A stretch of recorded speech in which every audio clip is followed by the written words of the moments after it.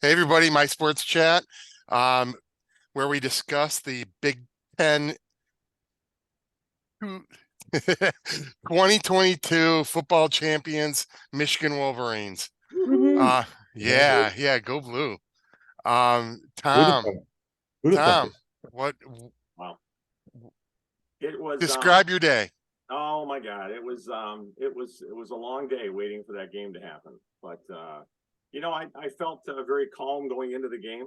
And as I watched us do what we have done over and over and over again in the first half and not necessarily come out and put a dagger in someone, I was like, it's okay. Everybody was calm. When you watch the offense, I talked about this all year, just the calmness of the players, not looking rattled ever. And, they just did what they did. They come out in the second half and they did what they've done all year, and that's just steamroll Purdue. Give Purdue some credit. They fought hard. It's a little shocking that a team that played that well in that championship playoff game had 4 losses already. They, They, it's funny because they played as well as they could have and still got got boat raced. they got trucked, right? And Through and I will be so all right, well, Sorry. special guest, Must be showing up early. Okay. Horn. Yeah, so showing up early. I'm in. What time do I got to get there, Pat? All right, boys. Oh, that's All right, great. boys. Uh, Way to no, go, Pat. they played great. I mean, O'Connell hardly missed a throw in the first half, Right. and I agree with you. It was just we're calm, and I was pretty calm. And Pat, what were you thinking leading in that first half? Yeah, there was a little anxiety. I had a little nervousness pacing around, just like I did prior to the Buckeye game, and I was like, all right, let's see, just to feel it out, and obviously Purdue, that first half really seemed to execute pretty well and got some passes going, and that number 15, I was ready to, Jones played Yeah. lights out. That guy was on fire all Yeah, day long, and I'm like, is anybody gonna get that guy? I mean, obviously, we couldn't get to the. I mean, obviously the quick passing eliminates our pressure to the quarterback, Right. but we ended up getting in there finally a little bit, causing some issues, and our freshman corner just played lights out in that second half, and a couple of yeah, interceptions, and Edwards got loose there. The first play of the second half, we go heavy Mau Mau on the left side, and we just ran it over that left side. I'm like, yeah, it's a funny little formation we got there, and all of a sudden we ran that way with like 18 tight ends over there, and we ran right on the left end, and he took off, and we had some passes. I mean, a few ill-advised passes at times, but for the most part, obviously his numbers weren't as stellar as the Buckeye game, but he did what he needed to do, and the defense 29-9 second half, 3 field goals, again steps to the forefront. Now, that just another game where the second half you're just wow. Well, and if you're an offensive team that throws the ball a lot, unless you're Tom Brady and you're bringing someone down the field to win a game and you need a touchdown, Yeah. you can't throw the ball inside the 15-yard line and have a lot of success. It's just tougher to do. We see it all the time. Right. Shrinks yeah, the field. And that's Purdue. They don't have a running game, and so you ended up with 5 field goals. I get Yeah. it. Yeah. yeah. I No, and they really were moving the ball. They they had a ton. I mean, the stats. They Mhm. 456 yards total. Yep. 366 through the air. 27 first downs to our 17. yeah. That stuff kind of flipped, but Yeah. I mean, so I'm watching the game and I'm kind of like, I mean, we've seen it 9 games or Yeah. 8, yeah, 9 games in a row. Yeah. Yeah. Yeah. Yeah. Once Big Ten started, Yeah. we played Maryland. Yeah. I mean, every game has been fairly tight in the first half and a boat race in the second half. Yeah. They So Mhm. never. I kind of look at it and I'm like, I'm going to be the dummy if I'm worried. Yeah. I mean, because I've seen this movie before, Right. and so True. True. Deja vu.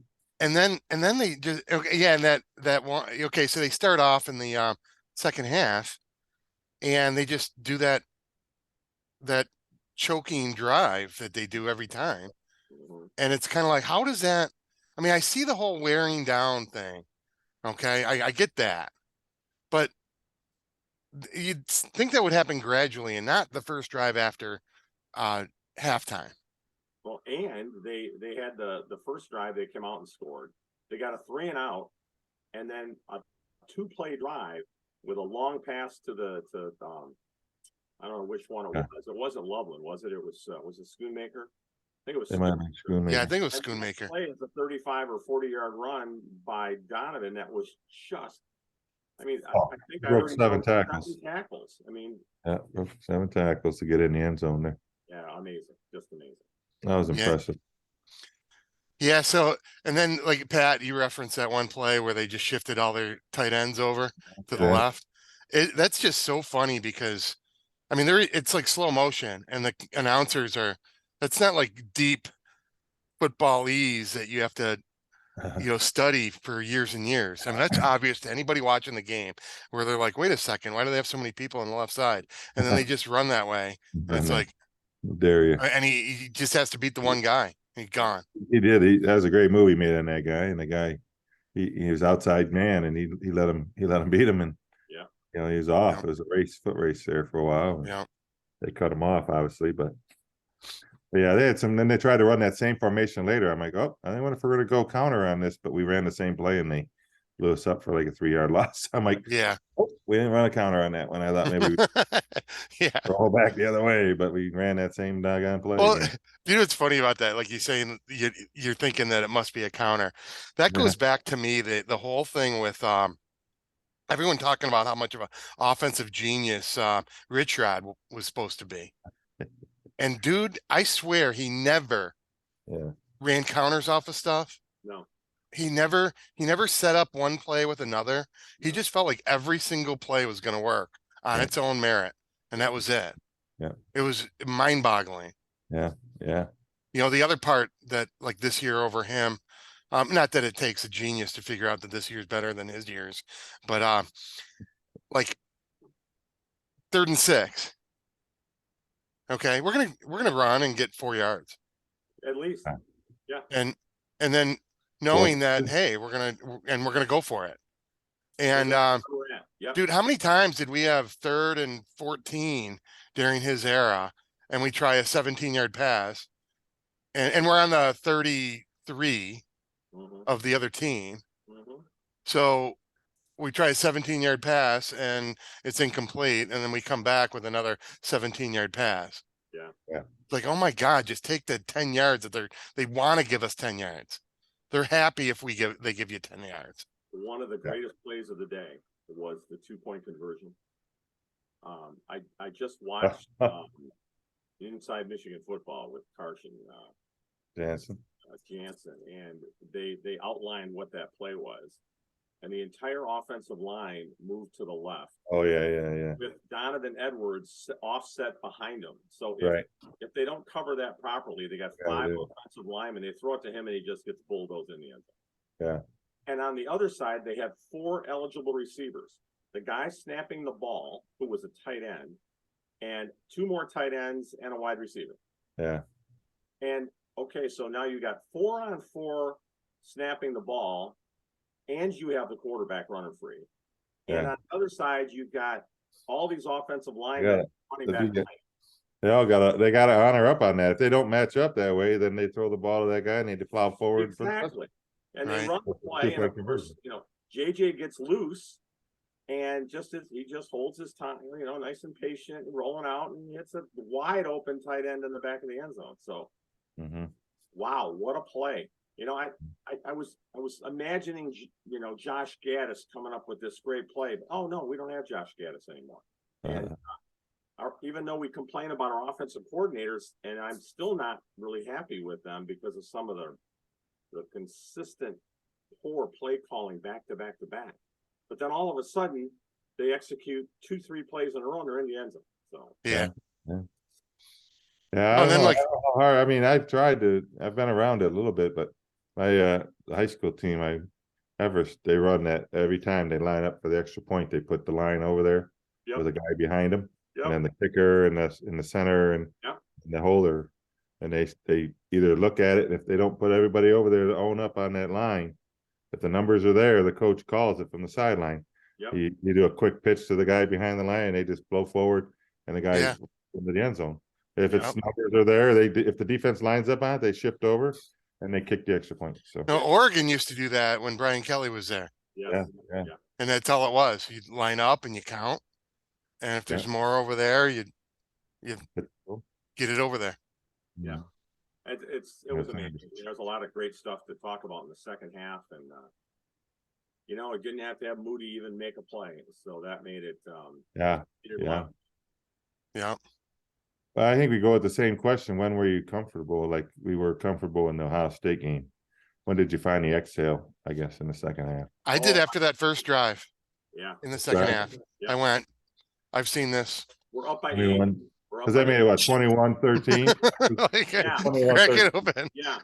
The other one was right after that when we got the 3 and out. Once we got that 3 and out, I'm like, okay, we're going to score again, no matter what we get with the points. And now you're talking about being up solidly by 2 scores.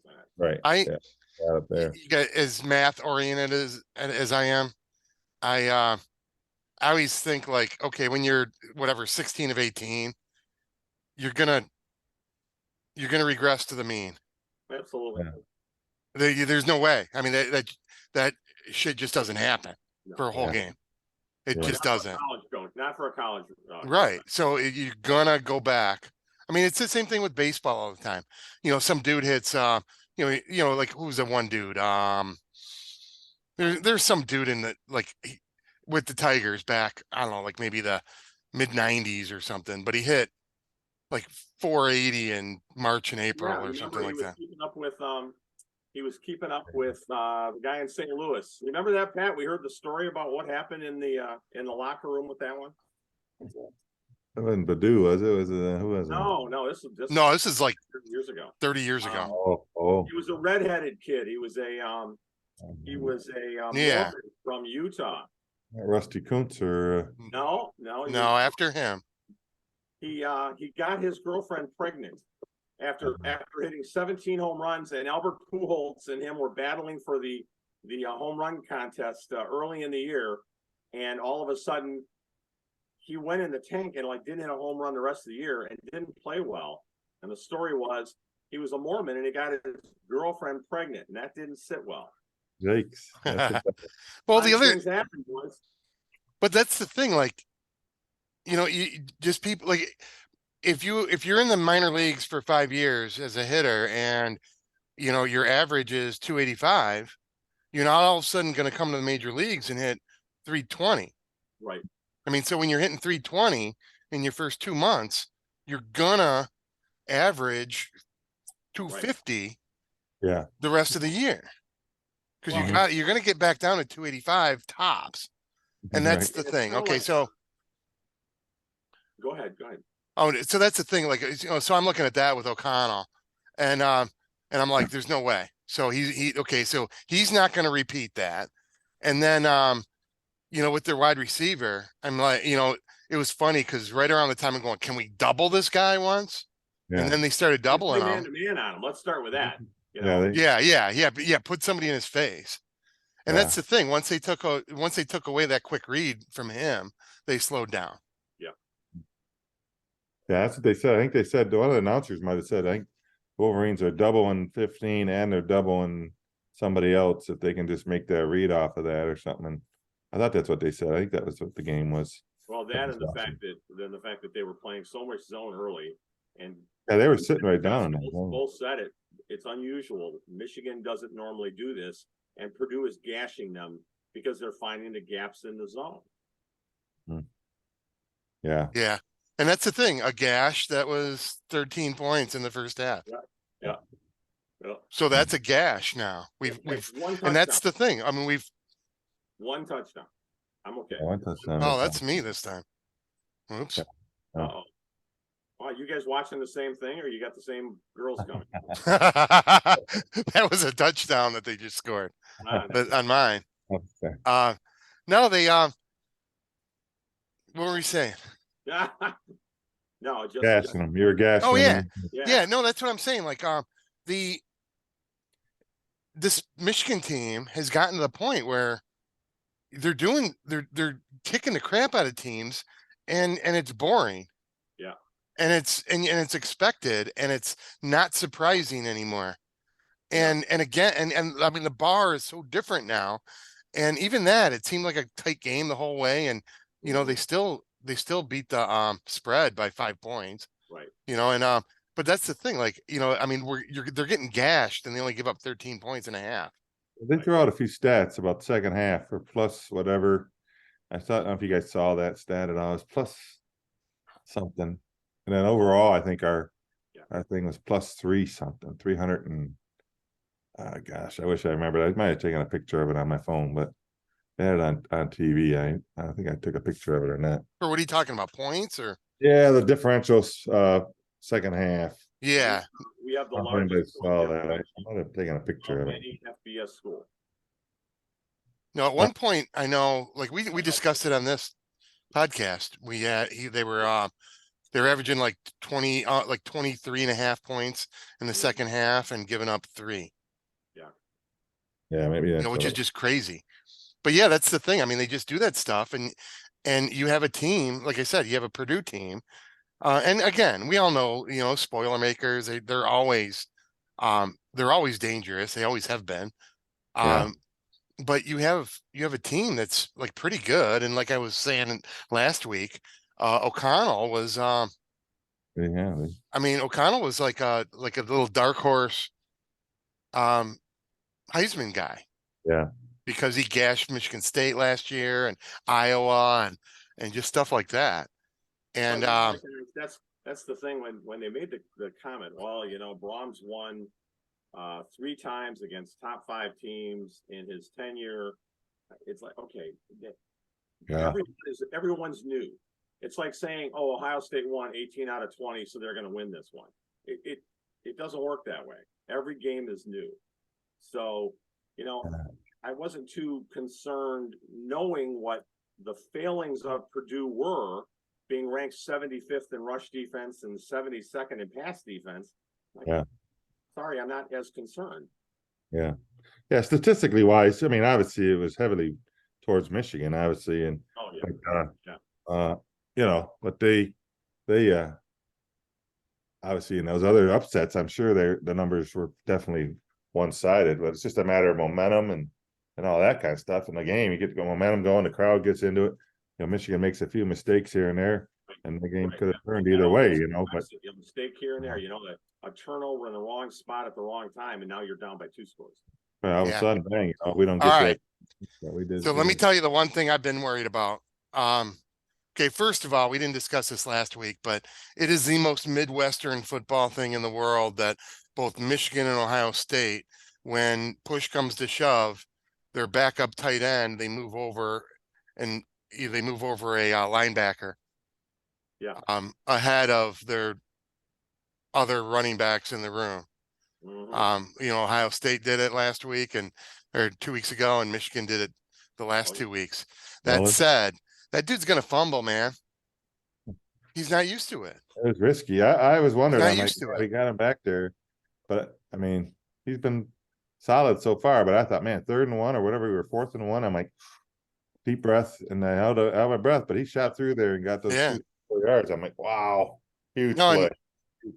Now, whatever, the broken thumb or whatever Edwards has, I assume that's gone in 3 weeks. Yep. But how do you get through 2 games with a broken right thumb and you didn't fumble? 400 yards. Holy and then you have a linebacker who's getting like legit carries in crucial times, and he doesn't fumble either. The spring game, though, he was amazing in the spring game. He was a running back. He did pretty good on really. Oh yeah, he was back there running that spring game. Haskins like in the spring game. Wow, look at this guy. He might be the replacement. Well, maybe that's what it's always been. Yeah. Well, I just think, it's a numbers thing, and I think they finally got down to. You watch Donovan. Sometimes he gets that line, he stands there dancing. That guy, he hit that line, was like through that line. Well, that's what he's supposed to do. That's what Haskins used to do, and I think that's what Corum would do when he was in there. So I think it's a matter of finding a guy that's going to do that. Well, I mean, and look at look at what JJ did against Ohio State on, Right. on his touchdown run. Yeah, He just yeah, went, I'm gonna get hit. I don't care. I'm scoring. Yeah. I'm getting hit. I'm bouncing off the guy and stumbling into the And he wasn't waiting for his blocks. He ran right. right, there. exactly. Offensive And line. that's the thing. And that's what you need out of the when you need 1 yard, that's the mentality you need. You don't need it to be pretty, you just need to score. I was screaming, Ricky the Peach Leaf. You remember that exact Ricky the Peach. Oh my God. Snap, snap, option option left, option The left. option left. He came around the corner and dove in the end zone. I mean, He dances in the end zone with the Yep. ball with his knees going up in the air Ricky the Peach or Leaf. whatever. Yeah. Yeah, Wow. so what about you guys? When were you guys comfy? Oh, I was comfortable after that timeout or after the 3 and out. Once the 3 and out happened, start the Yeah. second half, and we had scored 2 plays later. We were in the end zone again. I was completely comfortable. I was Pat- sipping on the amaretto going, ball game's over. Pat, you're our podcast warrior. I think, so- yeah, I think when Johnson read that slant and dove in front of him Yeah. and made that pick, I was like, wow, okay, we're good. And we scored. And we scored. I thought, all right, that's huge. That's a dagger right in there. Because we had just scored, they got the ball, might have been the first or second play, and he picks that sucker off. It's like quick changeover, and we scored, and it was like, man, okay, now Yep. comfy, you know, and it was like, we're ready to go. I like it when it's comfy enough where JJ can make that bad decision on his And INT. you got to wear the sunglasses, and they got to do their group photo. And but you know, JJ can screw that up and in a big game and it doesn't cost you the game or you know anything like that. It's just kind of like okay, great, perfect teaching moment. Stop doing that and let's move on. Yeah. So yeah, Big Ten champs 2 years in a row. It's unbelievable. Hard to believe from the debacle of 2020. Yeah, yeah.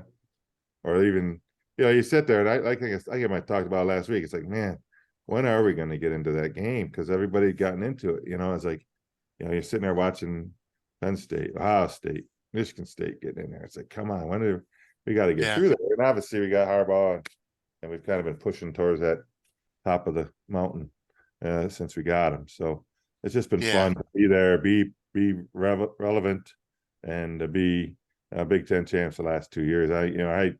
You know, he just talked about it the other day. We're at 789 now. We're 11 or 989. We're 11 wins away from 1,000. You know, we were talking about that the other night. We're talking about 25-2 or whatever we are, 24-2. Yeah. 2 years. I mean, it's great to be a Michigan Wolverine right now, as the song goes, and you know, he's got to enjoy it. I mean, he's got to enjoy it right now, and you know, we've seen how fast it can go the other way. So, well, all right. The thing that I see with the team they have, in spite of the whole thing with Eric Hall the other day, and you know, Cade transferring and all the BS that goes with it, you know, there's still a lot of guys on this team, and you know, the guys that are transferring, let them go. I mean, they're not into the team, let them go. stay. And you know what? You look at the talent they have. Their quarterback's a sophomore. Their best running back is a sophomore. You know, Blake might be coming back. We don't know. Yeah, he's coming. I've heard him. And if this transfer from Wisconsin decides to come, holy moly, you know, and then we still have a bunch of tight ends. We got another tight end coming in. He's got a grad transfer today from Arizona State, offensive lineman. I did not hear that. That is great news. Because Yeah, we got an offensive line, fifth-year guy coming in there. He can play tackle all the way down the line. You know, so he may be a guard or center, but he just came committed to. He was going to the East-West Shrine game, and he changed his mind because Michigan snagged. He started at ASU, by the way, ASU. Yeah, ASU. He started as a freshman, as a 17-year-old. Wow. There's an injury in there. I think there was a down year, but he grades out real well. Yeah. And it's, you know, if you're a kid that has a year or two eligibility left in a position, you know, think about this, like a tight end, a wide receiver, you got a great quarterback. Like we have. Man, I tell you, you have to look at it and go, yeah, I think I might want to transfer. And did you see the 6 kids that are transferring from Alabama? I mean, Yeah. They showed the numbers the other today. I saw Like Virginia Tech's got the most, and then right behind them, Clemson's got 9 going. A&M's got 9 or 8 going. I mean, they're all leaving. Where they The end bad up. thing with Clemson is that their Dabo's has been slow to adapt to the new rules. Mhm. I mean, even to the point that before um, they were put into place, he was saying that he doesn't want anything to do with them. Well, I can understand why you don't, because you can see what happened at Michigan State this year because of it, and at Texas A&M this year because of it. And Yeah. you bring these guys, you pay them a lot of money. They're not team players, and that's why they're going there. You know, they're there for a paycheck, or they're there because they're juniors, seniors, and you told me I'm going to come in and I'm going to start and I'm going to get to the NFL, and then it doesn't happen. Or the quarterback on the team in Michigan State's case sucks. So your wide receivers, every wide receiver at State that's any good is transferred or going to the draft. They don't want any part of staying there now. They're leaving out of there. The offense struggled. I mean, they only, I mean, obviously they did better this year, but the offense has struggled over the last few years. Right. Right.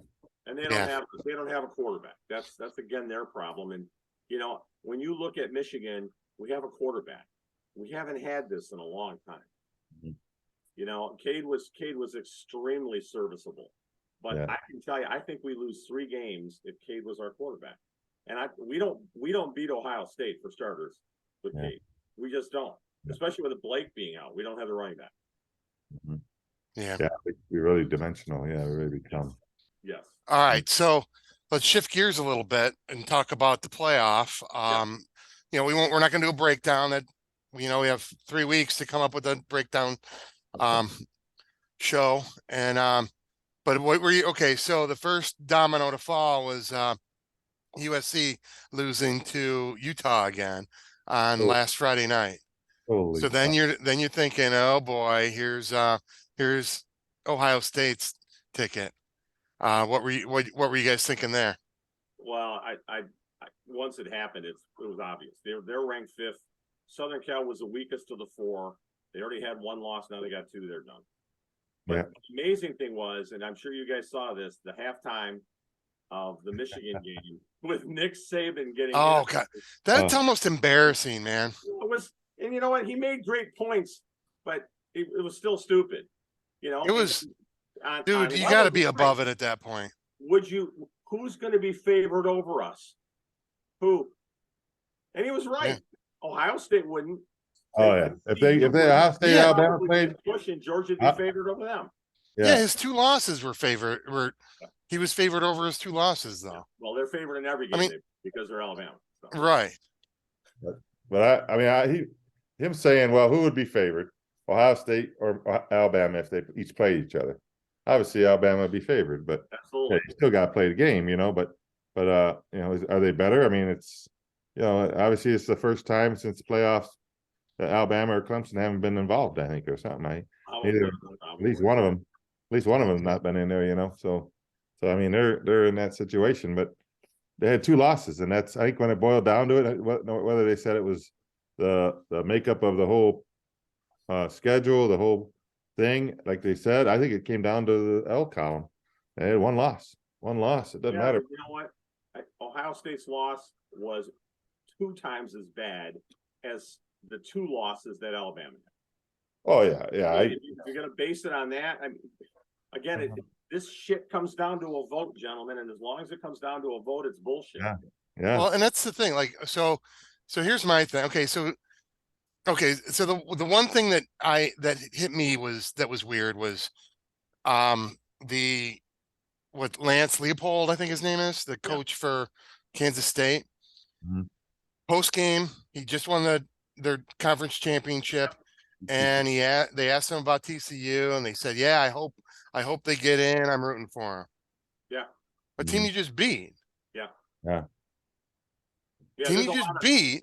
Yeah, there's a lot of great coaches out there that are classy. You know. Yeah, but it was just so weird that it's like we just beat them, and we hope they get to the end all be all of like the summit of college football, which is the playoff, but we just beat them.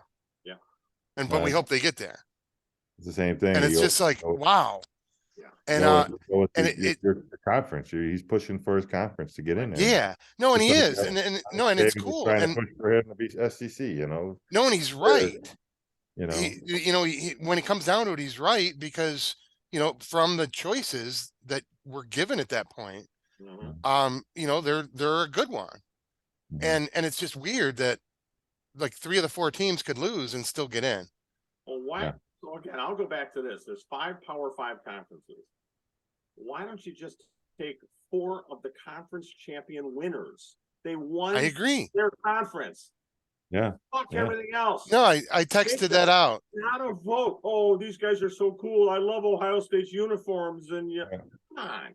I mean, Well, I bad. texted that out. I mean, okay, so what would have happened? What if it was just Georgia, Michigan, Clemson, Kansas State, Michigan, Georgia. and Utah? And Utah.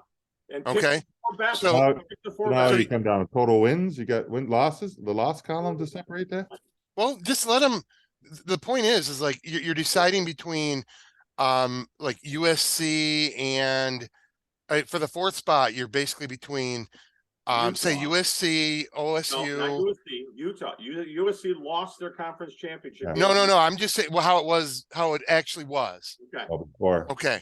So you're like Tennessee, Alabama, USC, Ohio State. Okay. You're picking one out of those 4.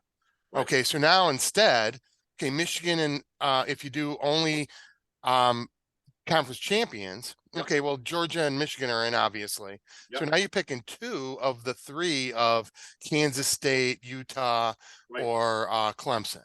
Right. And that's part of why this whole transition to the new playoff format is going to happen, because that's what's going to happen. If you win your conference championship, you're in. But there'd be absolutely nothing wrong with that playoff. No, not at all. Whichever 2 you pick. Yep. From those 3. Yep. That's a great playoff. Yep. I don't see what's wrong with that. No, I don't either. I do not see what's wrong with that. You guys have seen the tree already, right? You guys saw the presumed tree. Yeah. If it were to have happened this year, the presumed tree of the brackets was, Michigan, obviously, I think Utah, Clemson, and Georgia, right? Those are the 4 teams. They actually had Ohio State out. It had Ohio State. Mine had Ohio State playing Penn State. Yes. Yeah. And then I had it here. I just looked at it a minute ago in my thing, but I took a picture of it. But it was like, Ohio State, Penn State, TCU, Tulane, Tennessee, Kansas State, Alabama, USC. Yep. Those are all playing, and then you had Georgia play Tennessee, Kansas State winner. TCU, Tulane plays Utah. That's a 4-5. Yeah. Ohio State, Clemson, 2-7. You're gonna have some weird things. 7. And that's the thing. I mean, this could be a whole podcast on its own, and maybe we do that next week or something. But you're gonna have some weird stuff because you're gonna have to decide whether or not to get rid of a conference championship game, and that's a cash cow now for everybody. And if you don't, you got to move the Michigan Ohio State game because they're going to do. They're going to eliminate conferences. They're going to eliminate the divisions within the conferences. And they're going to go back to voting on the top 2 teams who play each other for the conference championship to get them in the playoff. Because you could have a scenario where Michigan and Ohio State play 3 times in 6 weeks. Yeah. Yeah. Play there again, the game. Play again. For me, the beauty of any rivalry is you got one shot. It's 8 Mile. Right. You got one shot. Yeah. And if you don't step up to the mic there, your ass is going to get ripped on for the next year. Yeah. There's no rematches. Just we have bragging rights for a year. That's the way it's always been in college football. Well, and I am a little worried about that. Right, because it's been that way forever, and it's always true. Afloat. That doesn't make it right. In sports, on our planet, there's like nothing out there that says, well, the Yankees have been to 37 World Series. They win it. It's just them. No, you got to play. You got to play. Right. Yeah. Yeah. No, and I agree. I just again, I'm excited for the new playoff. I'm excited for this playoff. I'm excited for the new playoff. Yeah. I love college football. I lean toward slow moves, because I'm worried that they're going to ruin it. And I Yeah. love it. Yeah, I do. And I too. love it the way it is. I loved it the way I loved it when they when number 1 played in the Rose Bowl and number 2 played in the Orange Bowl. Yeah. You know, I mean, I liked it better when they played against each other, but I just like the debate about it. And I don't want to see you know, that I don't want to see the things that I love the best go away. So I'm a little tentative about it, but I'm excited. I want to see where it goes. Yep. Yeah. Got a ways to go. Mhm. Yeah. Good game. Yeah. So Love it. So Yeah. yeah. I mean, did you guys think Alabama should be in or anything? Or No, no, I didn't. wasn't really into Championship, that. I and they thought didn't play a playoff game. So.